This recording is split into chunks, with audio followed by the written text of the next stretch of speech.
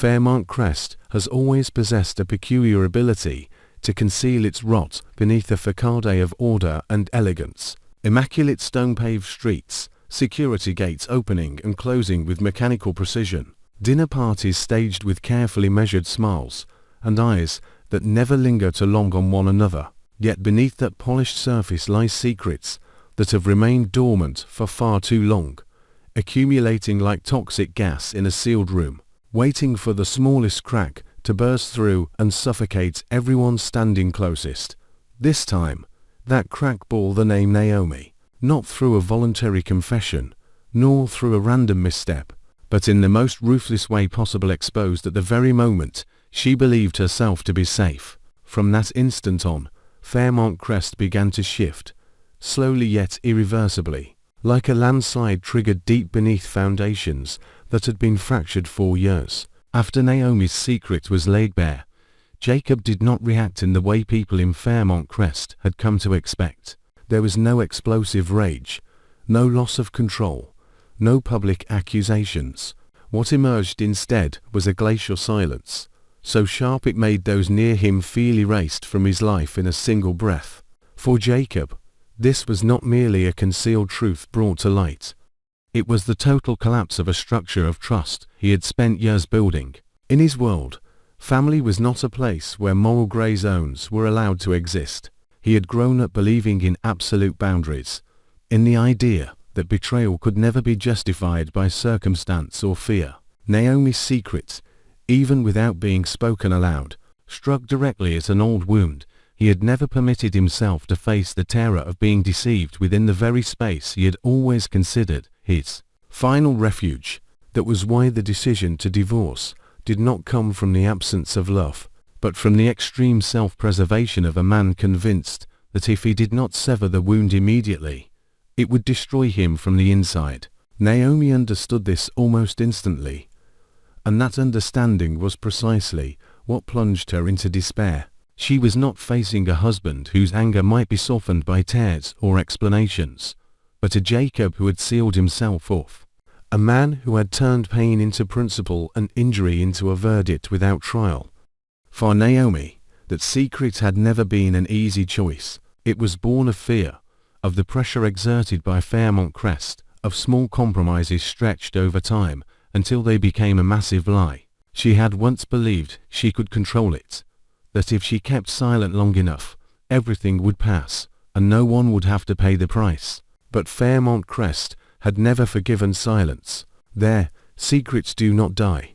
They merely wait to be repurposed as instruments of destruction at the most advantageous moment for those who hold them. As Jacob withdrew emotionally, Naomi began to realize that her crisis extended far beyond the collapse of a marriage. In Fairmont Crest, divorce is not simply the end of love, it is a redistribution of power. Every broken union leaves a vacuum for other forces to rush in, and Naomi, with her freshly exposed secret, became the perfect target. Eyes that once appeared friendly turned calculating, social invitations dwindled, rumors, initially vague questions, quickly hardened into malicious assumptions. Naomi's reputation, carefully constructed through image, status, and strict adherence to the unspoken codes of Fairmont Crest, began to fracture within days. More dangerous still was Naomi's growing awareness that her secret did not only wound Jacob, it also held value for others. Certain individuals within the community had long awaited an opportunity to weaken her position, and now they no longer needed to fabricate anything. By gently stirring the truth and distorting it with a few strategic details, they could transform Naomi from a respected woman into a symbol of deceit. A sense of being watched began to envelop her, not through overt actions, but through subtle shifts in how people treated her, through behind-the-scenes decisions from which she was quietly excluded. Fairmont Crest operates on hidden alliances, and Naomi was being cut off from several of them faster than she could adapt. Meanwhile, Jacob believed he was acting according to justice.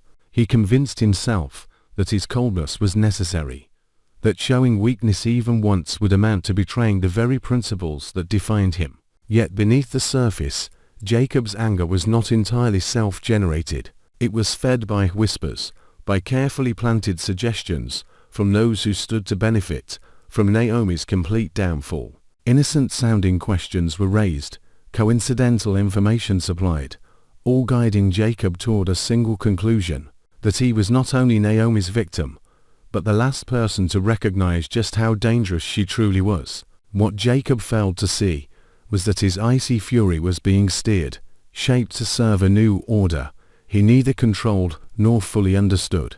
Naomi, pushed to the edge, began to display reactions she barely recognized as her own.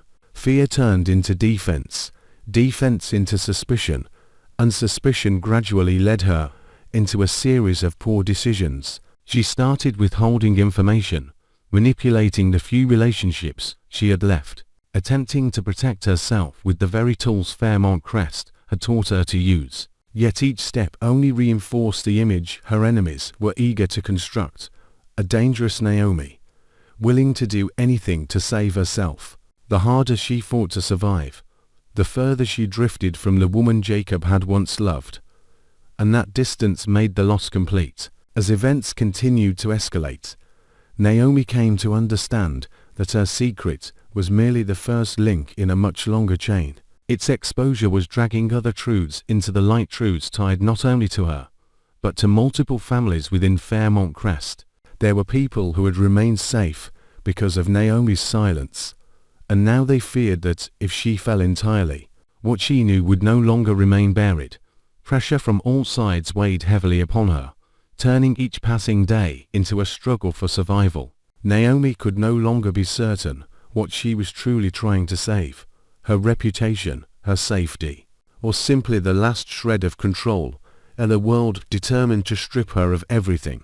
Jacob, standing on the opposite side of the rupture, began to feel an emptiness his anger could not fill. Yet, when doubts finally flickered, when he started to question whether everything was truly as simple it had been presented, it was already too late to turn back without paying a steep price. Fairmont Crest does not allow major decisions to be undone gently. Every choice leaves a mark, and Jacob's path was leading him toward a truth more terrifying than betrayal itself: that he may have become a tool in a much larger game, where his anger was the essential piece needed to crush Naomi and rearrange the balance of power within the community. In Fairmont Crest, when a secret is exposed, it rarely stands alone. It opens other doors, pulls forth truths long buried, and raises a question one wants to answer. Is Naomi truly the only one about to collapse, or merely the first in a coming chain of tragedies, where even those who believe they are winning will ultimately pay with the very things they cherish most?